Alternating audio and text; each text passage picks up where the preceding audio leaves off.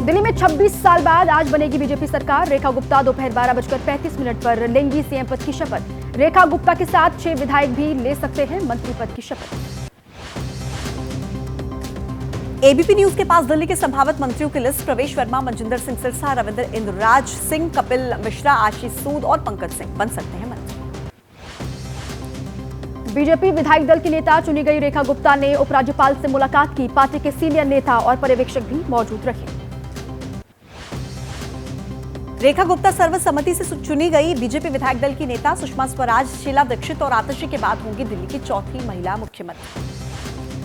दिल्ली की सीएम बनते ही रेखा गुप्ता मौजूदा समय में बीजेपी शासित राज्यों की बन जाएंगी एकमात्र महिला सीएम। दिल्ली की शालीमार बाग सीट से पहली बार विधायक बनी है रेखा गुप्ता।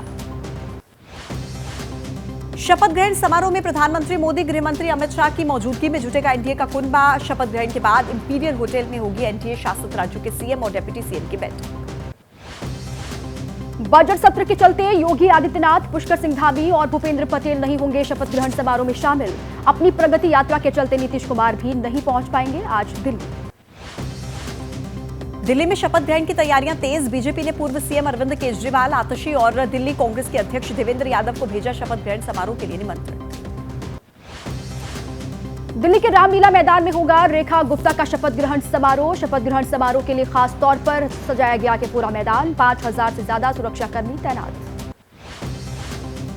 दिल्ली में नई सरकार के शपथ ग्रहण पर बीजेपी नेता तरुण चुग का बड़ा बयान। बोले कि ऐतिहासिक होगा शपथ ग्रहण। तैयारियों की जिम्मेदारी संभाल रहे हैं तरुण चुग।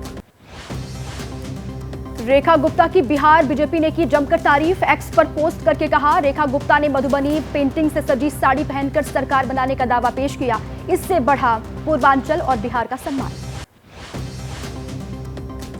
दिल्ली की भावी सीएम रेखा गुप्ता के परिजनों, पड़ोसियों और समर्थकों ने मनाया जश्न। पति मनीष गुप्ता ने कहा, रेखा गुप्ता पर विश्वास जताने के लिए बीजेपी नेतृत्व को धन्यवाद। विधायक दल के नेता चुने जाने पर रेखा गुप्ता ने कहा, यह देश और दिल्ली की महिलाओं के लिए बड़ा दिन है। दिल्ली की जनता की जरूरतें और पीएम के विजन को पूरा करना उनकी प्राथमिकता होगी। विधायक दल की नेता चुने जाने के बाद रेखा गुप्ता ने परिजनों से लिया आशीर्वाद। सास मीरा गुप्ता ने जताई उम्मीद, समाज कल्याण का काम करती रहेंगी रेखा गुप्ता। हरियाणा के जींद में हुआ था रेखा गुप्ता का जन्म। पैतृक गांव में लोगों ने खुशी मनाई। 1972 में रेखा गुप्ता का परिवार हुआ था दिल्ली में शिफ्ट। रेखा गुप्ता को दिल्ली की नई मुख्यमंत्री चुने जाने के लिए केंद्रीय गृह मंत्री अमित शाह ने बधाई दी। एक्स पर पोस्ट करते हुए कहा, उम्मीद है उनके नेतृत्व में बीजेपी सरकार लोगों की अपेक्षाओं को पूरा करेगी। बीजेपी के राष्ट्रीय अध्यक्ष जेपी नड्डा ने विधायक दल की नेता चुने जाने पर रेखा गुप्ता को बधाई दी। उन्होंने कहा कि पूरा भरोसा है कि उनके नेतृत्व में दिल्ली विकास और सुशासन की नई ऊंचाइयों को छुएगा। बीजेपी के विधायक प्रवेश वर्मा ने भी रेखा गुप्ता को बधाई दी। कहा कि पीएम मोदी के मार्गदर्शन में दिल्ली की डबल इंजन सरकार स्थापित करेगी प्रगति और विकास के नए आयाम। रेखा गुप्ता को महाराष्ट्र के मुख्यमंत्री देवेंद्र फडणवीस ने दी बधाई। कहा, उम्मीद है कि पीएम मोदी के नेतृत्व में रेखा गुप्ता दिल्ली में बदलाव लाने में सफल होंगी। महाराष्ट्र के डिप्टी सीएम एकनाथ शिंदे ने भी दी रेखा गुप्ता को बधाई। कहा कि हमारे लिए सौभाग्य की बात है, एक लाडली बहना बनने जा रही हैं दिल्ली की मुख्यमंत्री। रेखा गुप्ता के सीएम फेस बनने पर मध्य प्रदेश के सीएम मोहन यादव ने खुशी जाहिर की। उन्होंने कहा कि पीएम की अगुवाई में हर राज्य में विकास हो रहा है। आज शपथ ग्रहण समारोह में शामिल होंगे मोहन यादव। अरविंद केजरीवाल ने रेखा गुप्ता को बधाई दी। एक्स पर पोस्ट करते हुए लिखा, उम्मीद है दिल्ली की जनता से किए गए सारे वादे पूरे करेंगी नई मुख्यमंत्री। विकास और हर अच्छे काम में करेंगे सहयोग। दिल्ली की चौथी महिला सीएम बनने जा रही रेखा गुप्ता को आतिशी ने बधाई दी। उन्होंने कहा कि विकास के हर काम में नई सरकार को सहयोग देने का भरोसा है। आप नेता गोपाल राय ने भी रेखा गुप्ता को बधाई दी। पिछली सरकार की योजनाओं के जारी रहने की उम्मीद जताई। कहा कि आप निभाएगी सकारात्मक विपक्ष की भूमिका। दिल्ली प्रदेश कांग्रेस अध्यक्ष देवेंद्र यादव ने भी रेखा गुप्ता को बधाई दी। देवेंद्र यादव ने कहा, उम्मीद है कि जनता से किए सारे वादे पूरे करेगी बीजेपी सरकार। दिल्ली की भावी मुख्यमंत्री रेखा गुप्ता को कवि कुमार विश्वास ने भी बधाई दी। सोशल मीडिया एक्स पर पोस्ट करते हुए लिखा, उम्मीद है रेखा गुप्ता के नेतृत्व में दिल्ली का विकास रेखांकित होगा। सांसद स्वाति मालीवाल ने सोशल मीडिया एक्स पर पोस्ट करके कहा, रेखा गुप्ता को दिल्ली की नई मुख्यमंत्री चुने जाने पर बहुत बधाई। आशा करती हूं वो दिल्ली की उम्मीदों पर खरी उतरेंगी। रेखा गुप्ता को बागेश्वर धाम प्रमुख धीरेन्द्र शास्त्री ने भी बधाई दी। रेखा गुप्ता को सलाह दी। कहा कि यमुना की सफाई और कचरा मुक्त दिल्ली हो सरकार की पहली प्राथमिकता।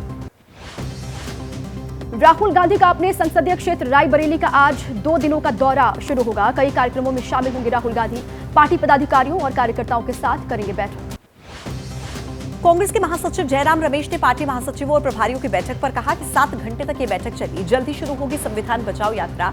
गुजरात में होगा एआईसीसी का अगला सत्र।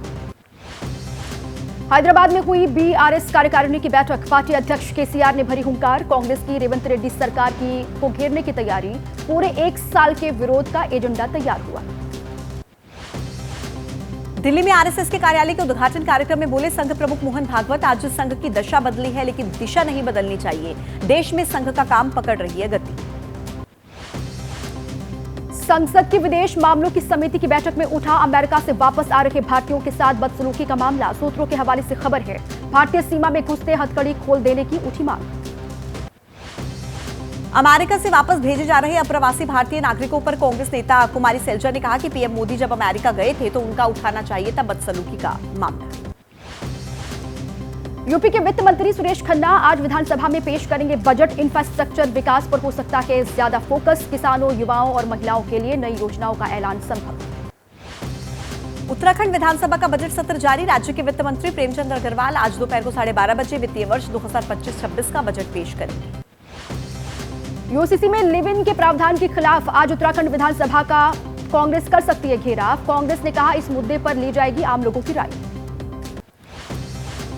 उत्तराखंड कैबिनेट से मिली भू कानून को मंजूरी। पूर्व सीएम रमेश पोखरियाल निशंक ने कहा कि इस कानून से राज्य के लोगों को बहुत फायदा मिलेगा।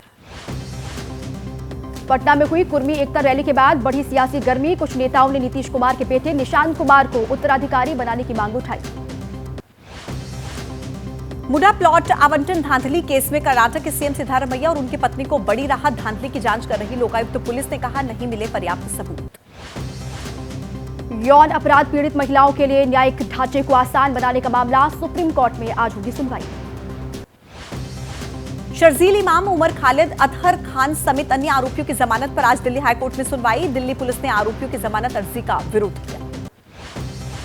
आप नेता सत्येंद्र जैन की मानहानि केस से जुड़ा हुआ मामला। राउज एवेन्यू कोर्ट मामले पर संज्ञान लेने के लिए आज सुना सकता है फैसला। बांसुरी स्वराज के खिलाफ दाखिल किया गया था केस। केंद्रीय राज्य मंत्री रवनीत सिंह बिट्टू ने अपने सुरक्षा कर्मियों के साथ मारपीट के आरोप लगाए। पंजाब के सीएम भगवंत मान के आवास के बाहर हुई चंडीगढ़ पुलिस से हाथापाई। पंजाब सरकार का करप्शन पर बड़ा एक्शन। भ्रष्टाचार में फंसे 52 पुलिस अधिकारियों को किया गया बर्खास्त। ऑल इंडिया मुस्लिम जमात के राष्ट्रीय अध्यक्ष मौलाना शहाबुद्दीन रिजवी ने यूपी के सीएम योगी आदित्यनाथ से अपील की कि कहा कि मुस्लिम कर्मचारियों को मिले 1 घंटे की छूट। एमपी के मुख्यमंत्री मोहन यादव ने दी पुलिस को बधाई। कहा नक्सलियों के खिलाफ आगे भी जारी रहेगा ये ऑपरेशन। ओडिशा में नेपाल के छात्रा की मौत का मामला। भुवनेश्वर में नेपाल और भारत के अधिकारियों की बैठक। पटना में बीपीएससी अभ्यर्थियों के प्रोटेस्ट मार्च में शामिल हुए शिक्षक और यूट्यूबर खान सर। कहा कि आयोग ने अभी तक फॉर्म नहीं भरवाए। प्रयागराज महाकुंभ में लगातार उमड़ रहा आस्था का सैलाब। बुधवार शाम 6 बजे तक 1 करोड़ 8 लाख श्रद्धालुओं ने स्नान किया। बिहार के नवादा रेलवे स्टेशन पर प्रयागराज जाने वाली ट्रेन में यात्रियों ने हंगामा किया। ट्रेन में जगह न मिलने की वजह से श्रद्धालु नाराज। नवादा रेलवे स्टेशन पर ट्रेन की बोगी का दरवाजा लॉक होने पर भड़के महाकुंभ यात्री। अंदर बैठे कुछ पैसेंजर्स ने लॉक किया दरवाजा। नवादा में ट्रेन का दरवाजा खुलते ही मची अफरा तफरी। ट्रेन में चढ़ने के लिए यात्रियों में धक्का मुक्की। ट्रेन में चढ़ने की जल्दबाजी में एक दूसरे के ऊपर चढ़ते दिखे लोग। नवादा में फेल हुई रेलवे की व्यवस्था। सिर्फ अनाउंसमेंट तक सीमित रही जीआरपी की कार्रवाई। ट्रेन के आते ही मौके से नदारद हुए जीआरपी के और रेलवे के कर्मचारी। प्रयागराज महाकुंभ को लेकर शहर में हर दिन बढ़ रहे जाम के हालात। मेला क्षेत्र के एंट्री पॉइंट पर लग रहा जबरदस्त जाम। संगम में पानी की गुणवत्ता पर यूपी पॉल्यूशन कंट्रोल बोर्ड को एनजीटी की फटकार। एनजीटी ने यूपीपीसीबी से कहा क्या वो केंद्रीय प्रदूषण बोर्ड की रिपोर्ट पर जता रहे हैं आपत्ति। संगम में गंगा यमुना के जल की गुणवत्ता को लेकर सीपीसीबी ने एनजीटी में दाखिल की थी रिपोर्ट। सेंट्रल पॉल्यूशन बोर्ड ने कहा कि संगम का पानी स्नान करने के लायक नहीं। संगम में पानी की गुणवत्ता पर बोले ज्योतिषपीठ के शंकराचार्य स्वामी अविमुक्तेश्वरानंद। हमने मेला अधिकारियों को पहले ही लिखा था पत्र। संगम के पानी की जांच करवाने की मांग रखी थी। शंकराचार्य स्वामी अविमुक्तेश्वरानंद ने किया ममता बनर्जी के बयान का समर्थन। कहा महाकुंभ में हुए हादसे के दौरान हुई मौतों को नकारा नहीं जा सकता, इसलिए विपक्ष ने कहा कि मृत्यु को। ममता बनर्जी के महाकुंभ पर दिए गए बयान का विरोध। कोलकाता में बीजेपी कार्यकर्ताओं ने प्रोटेस्ट किया। सुकांत मजूमदार बोले, ममता बनर्जी ने हिंदुओं का अपमान किया है। यूपी के डिप्टी सीएम ब्रजेश पाठक ने कहा, समाजवादी पार्टी हो या फिर ममता बनर्जी, ये सभी लोग पूरी तरह से सनातन धर्म के विरोधी हैं। जनता से माफी मांगे ममता बनर्जी। कांग्रेस सांसद राजीव शुक्ला बोले, ममता बनर्जी ने कहीं से भी कुंभ की आलोचना नहीं की। बीजेपी जानबूझकर विपक्ष को महाकुंभ विरोधी दिखाने की कर रही है कोशिश। यूपी के सीएम योगी आदित्यनाथ के कार्यालय का एक्स पर पोस्ट लिखा कि बख्शे नहीं जाएंगे। महाकुंभ में हुई भगदड़ के गुनहगार। समाजवादी पार्टी पर राजनीति करने का आरोप भी लगाया।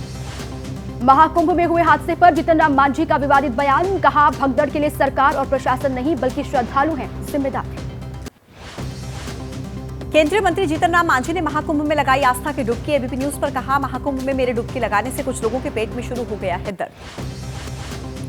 अहमदाबाद पुलिस ने महाराष्ट्र से 2 और यूपी से 1 आरोपी को अरेस्ट किया। आज अहमदाबाद लाई जाएंगे आरोपी।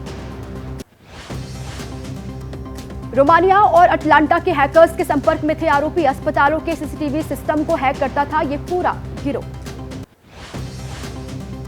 दिल्ली के सराय रोहिला इलाके में युवक की हत्या, चाकू से गोद कर ली गई। युवक की जान अवैध वसूली को लेकर हत्या की आशंका।